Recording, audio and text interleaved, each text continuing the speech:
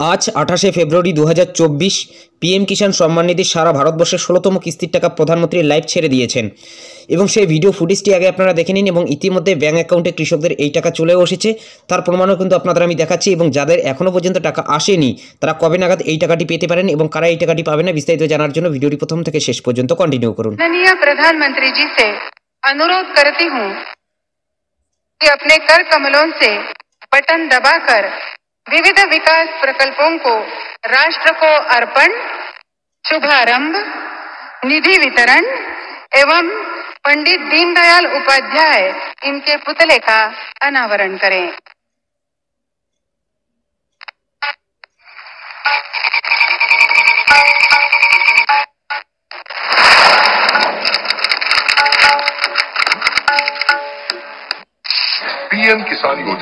PM किसान योजना के तहत देश के किसान परिवारों को कुल 21,000 करोड़ की धनराशि की 16वीं किस्त का वितरण किया जा रहा है।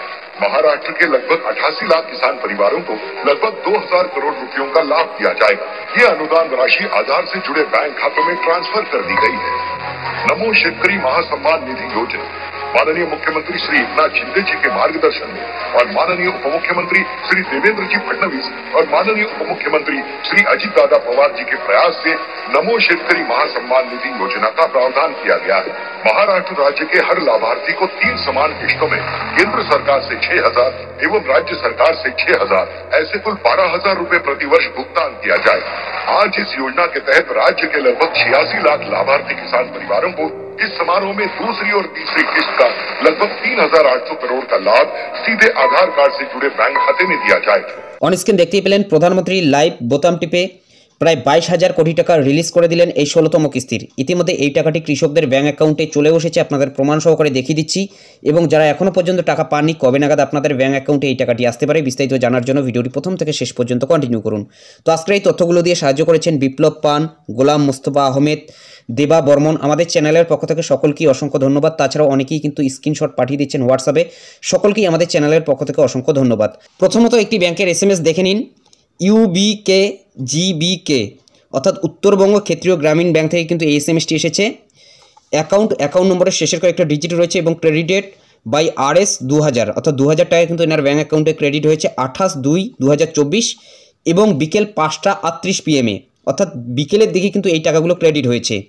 এবং আরেকটি ব্যাংকের মিনি স্টেটমেন্ট দেখুন, এটি কিন্তু ইন্ডিয়ান পোস্ট পেমেন্ট ব্যাংকের অর্থাৎ এনার কিন্তু ইন্ডিয়ান পোস্ট পেমেন্ট ব্যাংকের ডিবিটি লিঙ্ক করা রয়েছে।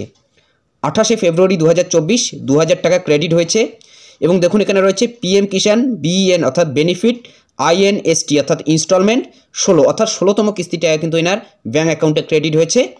এটা কিন্তু 2000 টাকা। তো ইনি কিন্তু হয়তো অসমের বাসিন্দা। এরপর আরেকটি আপনারা ব্যাংকের মিনি স্টেটমেন্ট দেখে নিন, দেখতে পাচ্ছেন পিএম কিষাণ BEN বেনিফিট INST অর্থাৎ ইনস্টলমেন্ট 8 অর্থাৎ 8 নম্বর কিস্তি কিন্তু ইনি পেলেন, 2000 টাকা ক্রেডিট হয়েছে 28শে ফেব্রুয়ারি 2024। ইনি ওয়েস্ট বেঙ্গলের একজন কৃষক।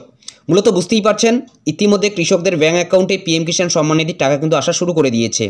এখন কথা হলো যারা এখনও পর্যন্ত টাকা পাননি কবে নাগাদ এই টাকাটি পেতে পারেন। অন স্ক্রিন আপনারা কিন্তু দেখতেই পেলেন প্রায় 22,000 কোটি টাকা রিলিজ করা হয়েছে। ধাপে ধাপে এই টাকাগুলো কিন্তু আসবে।